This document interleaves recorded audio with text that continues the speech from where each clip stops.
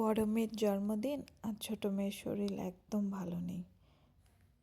আমার জ্বর কমে গেছে।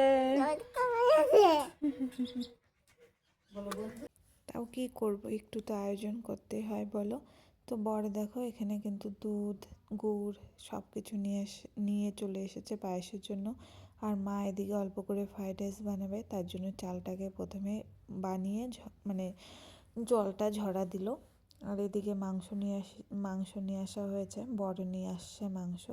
তো মাংসটাকে এখন পরিষ্কার করছি। আর মাংস না আমার ধুতে খুব কেমন যেন লাগে, গন্ধটা একদম ভালো লাগে না, বেশিরভাগটা ভাই ধুয়ে দেয়। তো আজকে যেহেতু লোক নেই তাহলে আমাকে নিজেকেই করতে হলো, তো নিজেই করলাম। তারপরে এদিকে দেখো মাংসটা কমপ্লিট করে নিলাম, রান্না কমপ্লিট করে। আর এদিকে ভাই আর বড় মেয়ে প্রথমে বেলুনগুলো ফুলাচ্ছিল, ওরই জন্মদিন, ও বেলুন ফুলাচ্ছিল। তারপরে ভাইও একটু হেল্প করে দিল। আর এদিকে দেখো মা কিন্তু ফ্রাইড রাইস বসিয়ে দিয়েছে। মা ফ্রাইড রাইস খুব সুন্দর রান্না করে, তো মা আজকে ফ্রাইড রাইসটা মাই রান্না করলো। মাকে বললাম তুমি রান্না করো। তো মা এদিকে ফ্রাইড রাইস, পায়েস, তারপরে লুচি মাই বানিয়েছে, আমি শুধু মাংসটা রান্না করছি। কারণ ছোটো মেয়ের শরীরটা ভালো নেই, ও বারবার কান্না করছিল, ওকেও নিতে লাগে তার জন্য। আর ঘরটাকে দেখো একদম সিম্পলভাবে সাজানো হয়েছিল। প্রথমে ভেবেছিলাম করবই না, মাসি পরে পয়সা পাঠিয়েছিল তারপরে করা হলো। এদিকে মা আর বৌদি মিলে লুচি ভাজছে। আর আজকে দেখো এই যে বড় মেয়ে কত বড়ই না হয়ে গেছে, এখন ওর 12 বছর হয়ে গেল।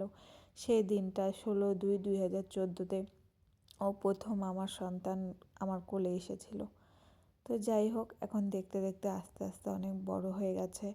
এখন ওর 12 বছর। আর ছোটো মেয়েও এদিকে আস্তে আস্তে বড় হয়েছে, ওরও এবার আগস্ট আসলে ওরও 3 বছর হয়ে যাবে। দেখতে দেখতে কীভাবে যেন সময়গুলো চলে যায়, বছরগুলো চলে যায়। তারপরে দেখো এখানে সুন্দর করে কিন্তু দাদা বৌদি কেক নিয়ে এসেছিলো, তো ওটাই এখন কেটে দিয়ে সবাইকে এখন কেক খাওয়ানো হচ্ছে। দাদাকে খাইয়ে দিল, তারপরে ওর মামিকে খাইয়ে দিল, ওর মামাকে খাইয়ে দিল। আর আজকে তো মা শুক্রবার নিরামিষ, কেক খাবে না, তো মা আর খেলো না। তারপরে দেখো ওর বোনকে, ভাইকে, সবাইকে একটু করে খাইয়ে দিল, আমাকে, সবাইকে খাইয়ে দিল।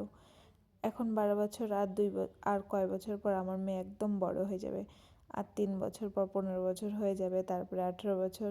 আস্তে আস্তে অনেক বড় হয়ে তখন বিয়ে দিয়ে দিতে হবে। কি না, দেখতে দেখতে কীভাবে সময়গুলো, বছরগুলো সব চলে যায়। এইভাবেই মেয়েরা আস্তে আস্তে বড় হয়ে যায়, পরে শ্বশুরবাড়িতে পাঠিয়ে দিতে হবে। কিছু করার নেই, মেয়েদের জীবন তো এরকমই। তো দেখো এদিকে বরকেও খাইয়ে দিল। খাওয়ানোর পরে মেয়ের প্রচণ্ড জ্বর আবার এসেছিলো, ওকে নিয়েছিলাম কোলে করে। তারপরে সবাই খাওয়া দাওয়া করে সবাই বাড়ি চলে গেল, আমরাও খাওয়া দাওয়া করে নিলাম। তো সবাই ভালো থেকো, ভিডিওটা ভালো লাগলে সাবস্ক্রাইব করে দিও।